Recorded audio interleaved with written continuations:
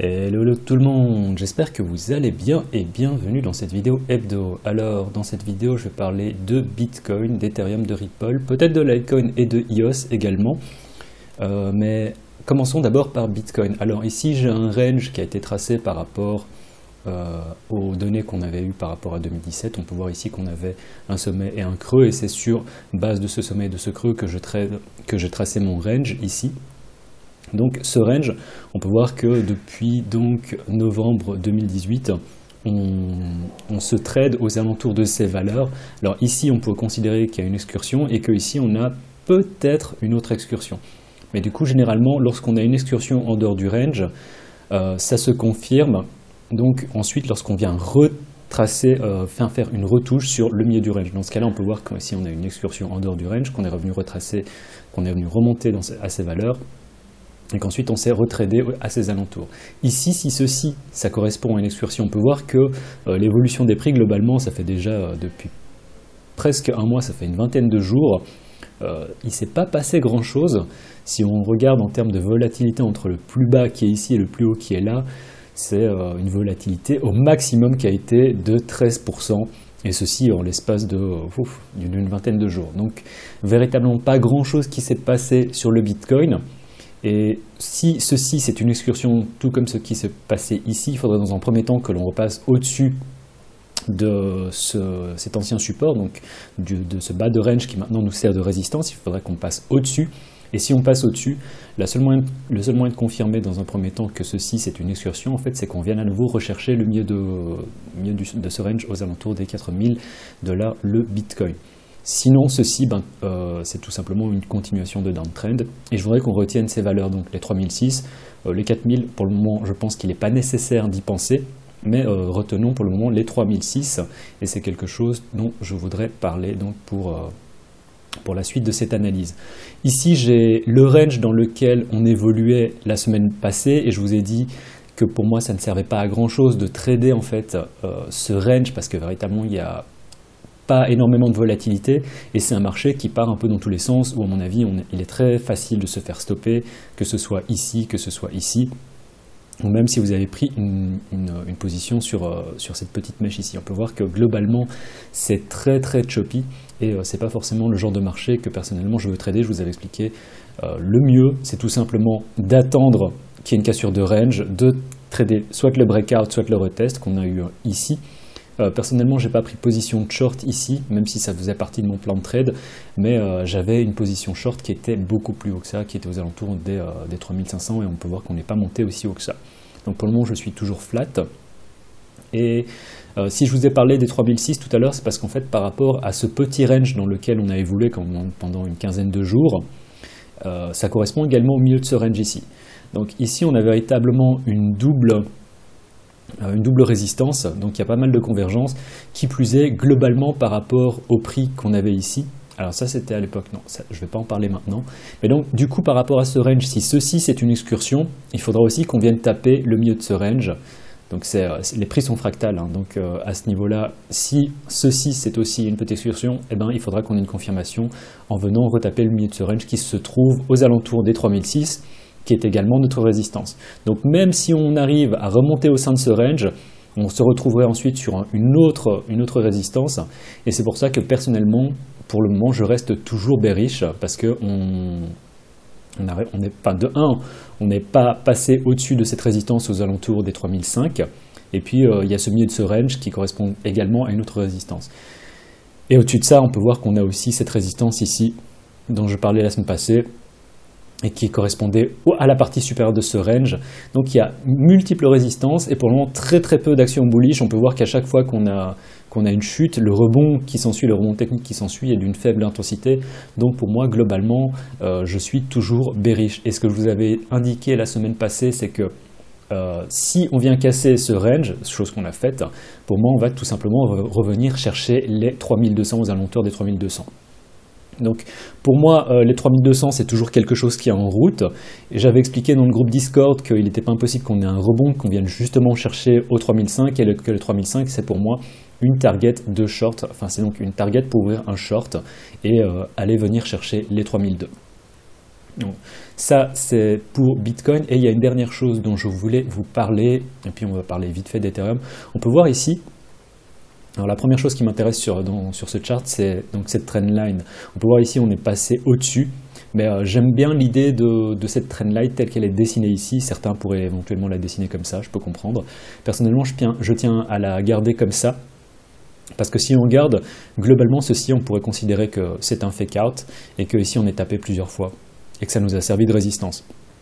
Donc à ce niveau-là, on peut voir qu'en plus des résistances que j'ai mentionnées il y a juste quelques instants, il y a également cette droite de tendance qui nous fait obstruction et ça fait pas mal de convergence. Donc ça fait autant donc une résistance au 3006, cet ancien support qui du coup flippe en tant que résistance.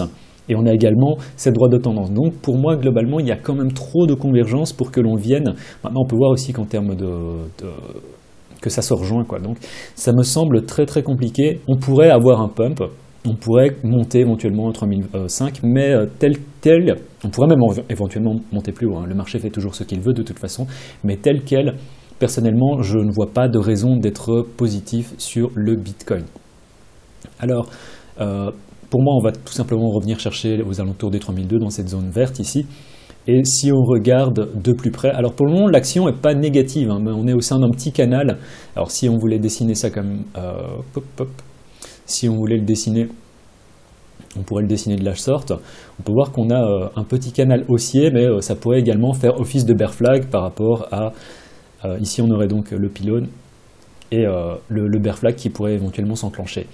Si on regarde d'un point de vue structure sur le 4 heures, on pourrait dire qu'on a entamé une petite uptrend. Donc en effet, hein, on a un creux plus haut que le précédent et deux sommets. Donc ceci, ça pourrait être une opportunité en fait de rentrer sur le marché pour essayer de viser quelque chose de plus haut. Mais dans tous les cas, je reste toujours bearish et je garde mon biais bearish où si on vient taper aux alentours des 3005 et ceci, je pourrais monter jusqu'à même cet ancien sommet ici. Donc même si on vient ici, ce serait encore une entrée short pour moi et mon stop se placerait éventuellement au-dessus on pourrait dire de cette petite base qui s'est formée sur le 4 heures ici, vraiment une mini base qui serait davantage visible sur le 1 heure. Mais à mon avis, il y a quand même pas mal de liquidité, donc si on arrive ici, il n'est pas également impossible qu'on ait un fake out, tout comme ce qui s'est passé ici. À chaque fois, on peut voir qu'on a des stop runs qui viennent taper dans la liquidité et qui viennent enclencher les stops pour ensuite connaître un dump. Donc moi c'est ça que je vise pour le moment sur le Bitcoin. Je ne vois pas de raison d'être positif. On peut voir qu'à chaque fois qu'on a des montées, ça ne se fait pas avec des volumes qui sont très très conséquents. Je vous avais parlé il y avait déjà quelques vidéos d'une possibilité que ceci ce soit un range d'accumulation. C'est pas impossible, hein, je veux dire le range d'accumulation Wyckoffien reste possible. Si on le traite comme ça, donc avec un sommet ici et un autre sommet ici. Donc ça, ce serait éventuellement... Wow, je me rends compte que c'est pas lisible du tout, Mais du coup, ce serait notre range d'accumulation. Mais peut-être qu'on aura un printemps, et le printemps, ben, c'est généralement venir rechercher les plus bas. Donc dans tous les cas, moi, je reste très patient par rapport à ça. Il n'est pas impossible qu'on ait un range d'accumulation, hein. Ça reste à confirmer. Ceci dit, pour le moment, le volume n'est pas là. Et aussi, tant qu'on est en dessous de la trendline que j'ai mentionné, ça ne me semble pas forcément très très intéressant d'essayer de trader ceci. Donc là, on peut voir que véritablement, à part une position short, eh ben, pour moi, il n'y a pas grand chose à faire sur le Bitcoin et je pense qu'on va très probablement venir chercher les 3002. Et une fois qu'on arrivera là, eh ben, je réaviserai à nouveau pour voir si on continue à descendre plus bas en fonction du support que l'on a, des acheteurs que l'on pourrait éventuellement enfin avoir. Mais en attendant, pour moi, Bitcoin, c'est tout simplement un downtrend et on peut voir que c'est très clair, hein, c'est très clairement établi si l'on accepte ce qu'on a eu ici. Donc Bitcoin, je vous dirais, si vous voulez prendre une position longue, soyez patient. J'ai un peu discuté dans le groupe Discord avec des gens avec certains membres qui me disaient « Ah, tu penses que… » Enfin, je pense que c'est Bloomberg qui expliquait que on allait probablement venir chercher les 1250 sur le Bitcoin. Ça me paraît un peu loin. Ceci dit, il faut avouer que Bloomberg ne fume pas, hein, parce que si on regarde en termes de support et de résistance sur le logarithmique, ceci, c'est le gros support que l'on a, aux alentours des 3000 à 2800, 2007, allez. Et en dessous de ça, même si on pourrait trouver du support un peu ici, on va dire qu'il y a quand même un énorme vide de volume à combler également, et que c'est vrai que si on vient casser ceci, il n'est pas impossible, et si on ne remonte pas au-dessus très vite aussi, il n'est pas impossible que l'on vienne chercher. Mais bon, ça on en reparlera plus tard. Et c'est vrai qu'il y a toujours le cas qui est possible, que ceci ce soit éventuellement un fanion et qu'on ait aussi un bear flag qui soit en train de se former. Et dans ce cas-là, alors là je suis en log, donc du coup ça déforme tout. Mais qu'en effet, on ait quelque chose comme ça, et en termes de target, si ça se forme et qu'on vient casser vers le bas, oui, ça pourrait donner quelque chose comme ça. Mais je pense que je préfère prendre le marché semaine par semaine, et je ne suis pas de l'avis de ceux qui disent « Ah, on va descendre à tout prix à ces niveaux-là ». Je préfère être patient et voir ce qui va se passer au fur et à mesure. Et ce que pour le moment je vois, c'est qu'on va très probablement venir chercher les 3002. Et si je me trompe, bah voilà, je peux tout à fait me tromper. Mais en attendant, comme je vous ai dit, il y a énormément de résistance et je ne vois pas de raison pour lesquelles... Après, on pourrait avoir un pump, hein, comme ce qui s'est passé sur XRP, et ça, je vais en parler tout de suite. Mais pour le moment, je ne vois pas forcément de raison d'être très très bullish. Tant qu'on n'a pas de volume qui arrive et qu'on n'a pas éventuellement une grosse chandelle verte qui arrive, je pense qu'il faut faire très attention. Et encore, même si ça arrive, on va regarder ce qui s'est passé sur Ripple cette semaine sur XRP. Il faut rester quand même très très prudent. Donc, ensuite, Ethereum. Alors, Ethereum. Il y a quelqu'un qui m'a posé la question aussi dans le groupe Discord. Ah, est-ce que tu penses que Ethereum, parce que ça peut remonter à 120, est-ce que ce serait bien de prendre position ici? Alors, il m'en avait parlé quand Ethereum était à 104. Alors, ça aurait fait un petit trade en fonction de l'effet de levier que vous auriez pu prendre si vous étiez descendu ici. Si vous aviez un effet de levier à 10, ça aurait pu faire un trade à 50%, en effet.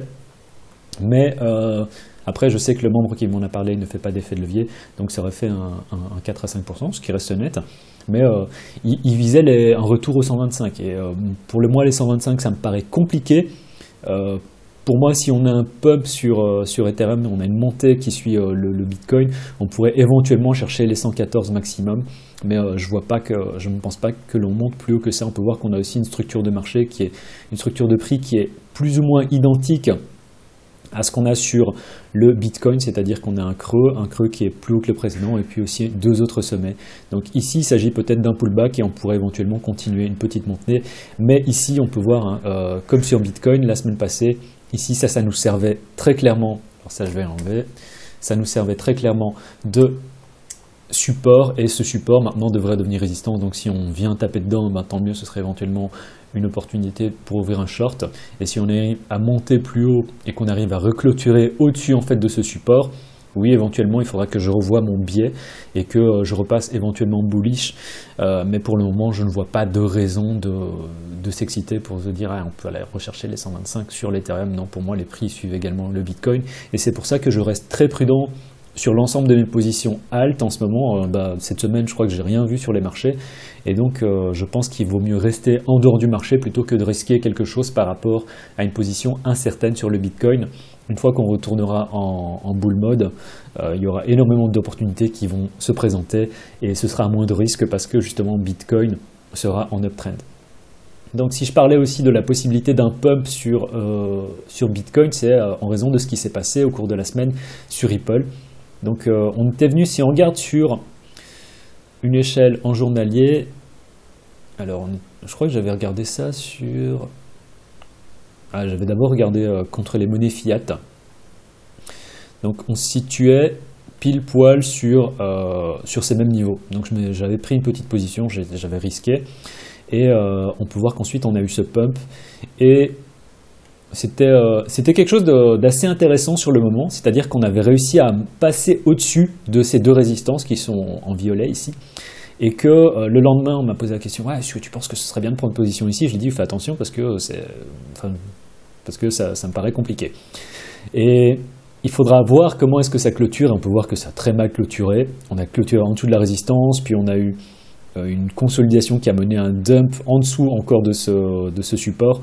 Donc là c'est pas génial, et on peut voir que ce que je trouvais génial en fait juste ici, hein, on était vraiment là quand on m'a posé la question, c'est qu'on était au-dessus de ces anciens, de ces supports qui étaient devenus résistance, et je me dis waouh, on a effacé. Alors là si on regarde en termes de temps depuis ici, Ça fait 27 jours, il y a 27 jours de downtrend qui ont été effacés en l'espace de quelques heures. Mais bon, je me suis dit, voilà, c'est Ripple, c'est incroyable. Mais on a déjà tout retracé et on est à nouveau sous résistance, donc pas génial pour Ripple et pour prendre position. Même si une position ici, ça pourrait se faire, mais on peut voir comment l'évolution des prix a été très très lente.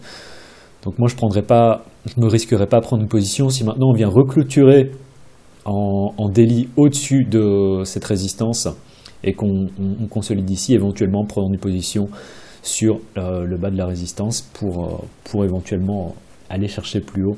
Mais pour le moment, Ripple, j'éviterai d'y toucher. Voilà. En dehors de ça, il y a EOS qui s'est quand même pas mal comporté. Et si on regarde aussi globalement, depuis qu'on a eu les plus bas ici sur EOS, ici on est en train de former, on est dans un range. Hein. Ici on avait formé une petite base, quelque chose qui était assez intéressant, on a retracé vers le bas.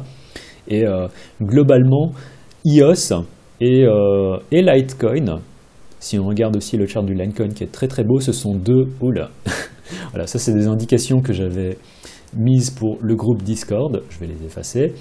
Voilà, on a encore toutes mes targets, mais je vous conseille pas forcément d'en tenir compte dans le sens où moi ce que j'aurais voulu voir sur Litecoin, déjà je voudrais bien qu'on vienne casser plus haut, qu'on vienne rechercher cet ancien sommet. Ce que j'aurais voulu, c'est davantage de volume, et on peut voir que le volume sur Litecoin, pour le moment, c'est pas trop ça. Il faudrait regarder un peu ce que ça donne sur Binance. Mais si on regarde en dehors des volumes, si on ne fait pas attention au volume, globalement, ça va, mais c'est pas aussi exceptionnel que ça. C'est pas non plus dramatique. Ce que j'aurais voulu voir, c'est donc davantage de volume.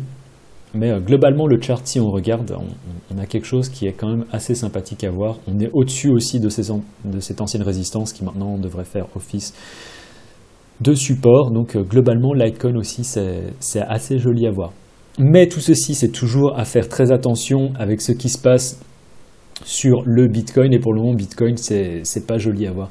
Donc si maintenant, et ce serait l'idéal, hein, c'est que l'on ait, alors il faut voir comment on va clôturer ce daily dans 12 heures, donc on a le temps, mais on va regarder sur le 4 heures. Si maintenant on a un Bitcoin qui voilà, si maintenant on a un Bitcoin qui continue à se trader dans une espèce de range, à monter un tout petit peu et à venir éventuellement taper sur cette résistance, alors cette trendline en fonction de la manière dont on la trace, c'est pour ça que je commence à dessiner de moins en moins de trendline, c'est que en fonction de la manière dont on la trace, on pourrait la tracer avec le corps des bougies ou avec les mèches, on pourrait éventuellement encore avoir de la place. Mais ce qui est certain, c'est que cette résistance ici, elle est là. Donc ce qui serait l'idéal, c'est que maintenant Bitcoin continue à se trader au sein d'un petit range, vienne éventuellement taper là, redescendre, vienne faire un retest pour continuer en fait à se trader au sein d'un range avec une volatilité faible pour que les alts puissent éventuellement décoller. L'idéal bien sûr ce serait pour que les alts continuent à décoller, en fait que Bitcoin décolle, et à partir de ce moment-là on pourrait quand même avoir quelque chose d'assez intéressant. Mais pour le moment, vu que je vise toujours la downtrend, je reste très très prudent avec les altcoins. Voilà, ça c'était pour l'analyse de la semaine. Donc Bitcoin, il n'est pas impossible que l'on vienne faire un petit pump, hein, que l'on vienne éventuellement me chercher même jusqu'à moitié, 3550, quelque chose comme ça. Mais dans tous les cas, je reste sur une échelle de temps, on va dire un peu plus longue, on va dire du point de vue hebdo ou d'un point de vue voilà, hebdo, et sur le long terme, je reste toujours sur une downtrend, et tant que l'on n'a pas, dans un premier temps, cassé cette trendline ici en rose, je pense que ça vaut pas forcément la peine de prendre une position longue sur le Bitcoin. Voilà, c'était tout pour l'analyse de cette semaine. Si vous avez apprécié le contenu, n'hésitez pas à me mettre un pouce en l'air. Si vous avez des questions, mettez-moi ça dans les commentaires. Si jamais vous voulez rejoindre le groupe Discord, il y a une partie gratuite, donc n'hésitez pas, il y a le lien qui sera dans la description. C'était le Cryptographe, je vous souhaite un bon dimanche et une bonne semaine. Tchuss!